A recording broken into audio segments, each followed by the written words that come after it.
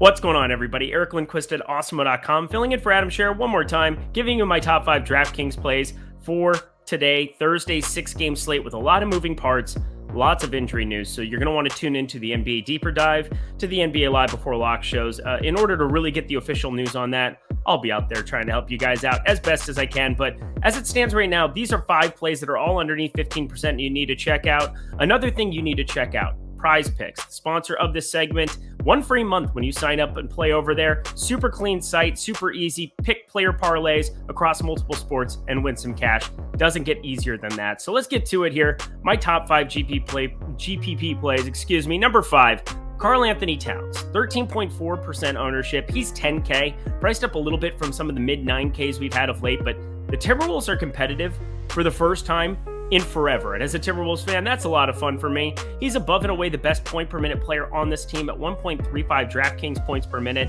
And a lot of attention and roster spots are going to be for some cheaper centers, specifically Drew Eubanks. And we'll get to him a little bit later because my number 1 pick is pretty interesting to try to go contrarian off of that. But I really think paying up at center is going to be different than some of these Jokic and Embiid slates that we're used to. So I'm looking at Cat being a priority for me across all sites.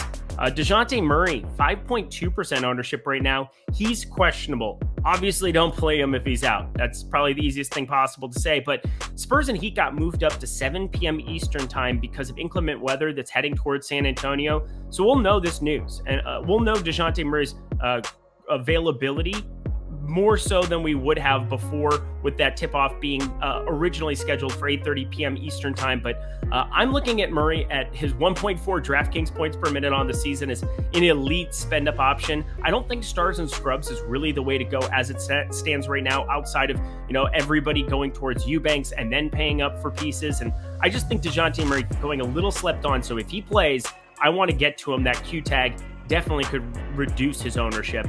Ivica Zubac, 8.9% ownership at 4,300. He missed the last game there with a right calf right calf soreness. He's questionable coming into this one, but if he plays, he's another guy, just like DeJounte Murray, that I want to play, and I'm going to build into lineups until I hear otherwise. It's pretty easy to swap off of him to some of these other Clippers that are around the same price point at 4,300, 4,400. If you wanted to go down to an Ibaka at 3,500, there's paths for that. And I don't think Ibaka is going to be with this team come the trade deadline, which is in 1 week from today. He's a free agent at the end of this season, so I'm looking at Ibaka getting moved, and I don't think they're going to risk putting him out there so long as Zubac is healthy and available here. Going up against Anthony Davis, I think that there's, not revenge narrative here.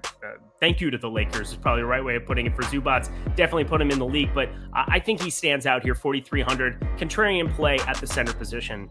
Let's get weird here. Troy Brown Jr., currently projected for 0.1% ownership at 3,100.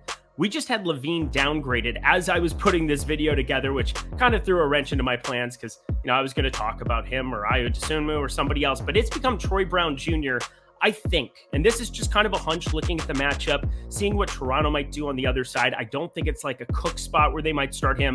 I think Troy Brown Jr. might actually get the start here, and nobody's going to talk about it. And we have tip at 7:30 p.m. Eastern time in Toronto, so I'm going to know what that starting lineup is pretty much before we get this slate underway entirely. You'll just have the 2 games locking, now with the Heat and Spurs at 7 p.m. Eastern time. So Troy Brown Jr., contrarian off of some of these other 3K options.